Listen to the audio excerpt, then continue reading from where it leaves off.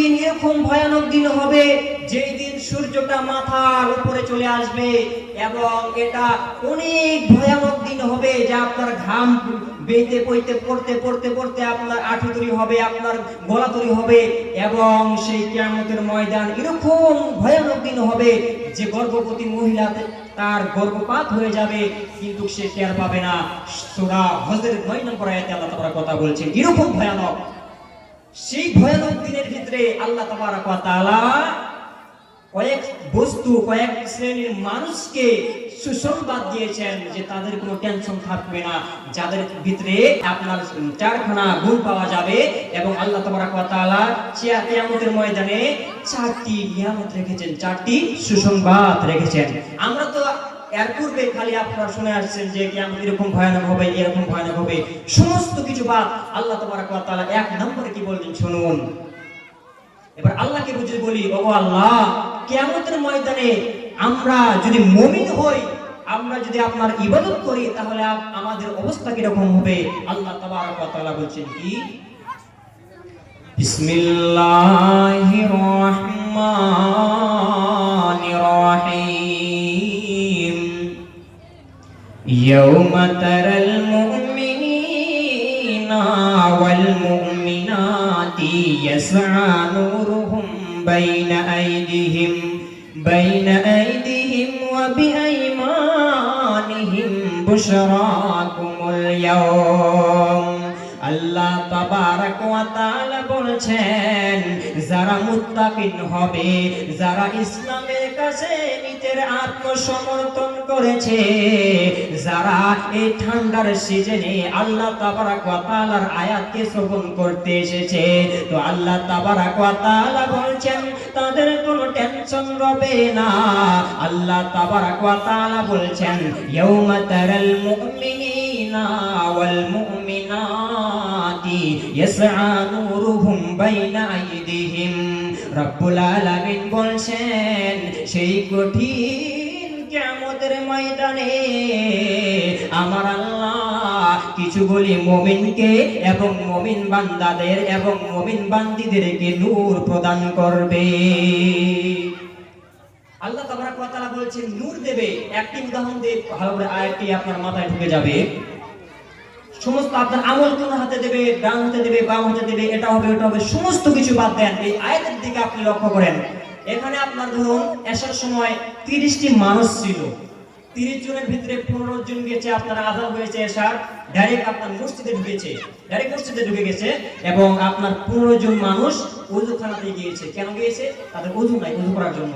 এবং যে 15 জন মানুষ যে ডাইরেক্ট মসজিদের ভিতরে ঢুকলো, তাদের কি ওযুর ব্যাপারে সন্দেহ আছে? তাদের ওযু আছে, এই কারণেই তারা মসজিদের ভিতরে গেছে। এই কথা ঠিক না? তো আল্লাহ তাবারক ওয়া তাআলা বলছেন, যাদের ভিতরে কিয়ামতের ময়দানে যাদের কাছে নূর পাওয়া যাবে, সেই কিয়ামতের ময়দানে অন্ধকারের ভিতরে কি আলো লাগে, এবং যাদের ভিতরে নূর পাওয়া যাবে তোমরা ভেবে দিবে তারা জান্নাতি, এর ভিতরে কোনো সন্দেহ নাই। তো আল্লাহ তাবারক ওয়া তাআলা বলছেন, ইয়াউমা তারাল মুমিনিনা ওয়াল মুমিনাতি ইয়াসআ নূরুহুম বাইনা আইদিহিম। আল্লাহ তাবারক ওয়া তাআলা বলছেন, তোমরা সেই দিন দেখতে পারবে কিছুগুলি বান্দা এবং কিছুগুলি বান্দীদের কাছে নূর থাকবে।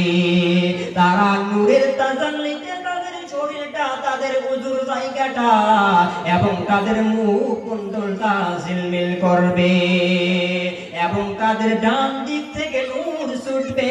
তারা যত দূর তাদের নূর পৌঁছাবে, তারা যেন সব কিছু দেখতে পারবে। তো আল্লাহ তাবারক ওয়া তাআলা বলছেন, সেই কঠিন কিয়ামতের দিন যাদের হাতে যাদের কাছে নূর পাওয়া যাবে, তাদের জন্য রয়েছে সুসংবাদ। ইয়াসআ বাইনাকুম, আল্লাহ তাবারক ওয়া তাআলা বলছেন তাদের জন্য রয়েছে সুসংবাদ, যাদের কাছে কিয়ামতের দিন নূর পাওয়া যাবে। এবং আল্লাহ তাবারক ওয়া তাআলা বলছেন, তারা সেই দিন তাদেরকে এরকম একটি জান্নাত দেওয়া হবে, জান্নাতুন তাজরি মিন তাহতিহাল আনহার, যে সকল বান্দা বান্দির কাছে নূর পাওয়া যাবে তাদেরকে এরকম একটি জান্নাত দেওয়া হবে যেই জান্নাতের তলদেশ দিয়ে নহর রয়েছে। এবং আল্লাহ তাবারাক ওয়া তাআলা বলেছেন খালিদিনা ফিহা, এবং তারা সেই জান্নাতের মধ্যে চিরকাল তারা থাকবে। এবং শুধু তাই নয়, আল্লাহ তাবারাক ওয়া তাআলা বলেছেন যালিকা হুয়াল ফাউজুল আযীম, এটাই হলো তোমাদের জন্য বড় সফলতা।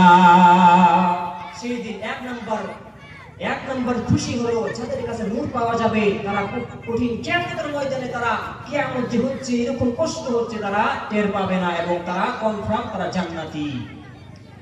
এবং আল্লাহ তাবারাক ওয়া তাআলা বলেন দ্বিতীয় নম্বর যেটা নিয়ামত, যেটা সুসংবাদ, আল্লাহ তাবারাক ওয়া তাআলা বলেন কি, বিসমিল্লাহির রহমানির রহিম, ওয়া আম্মা মান উতিয়া কিতাবাহু বিয়ামিনিহি।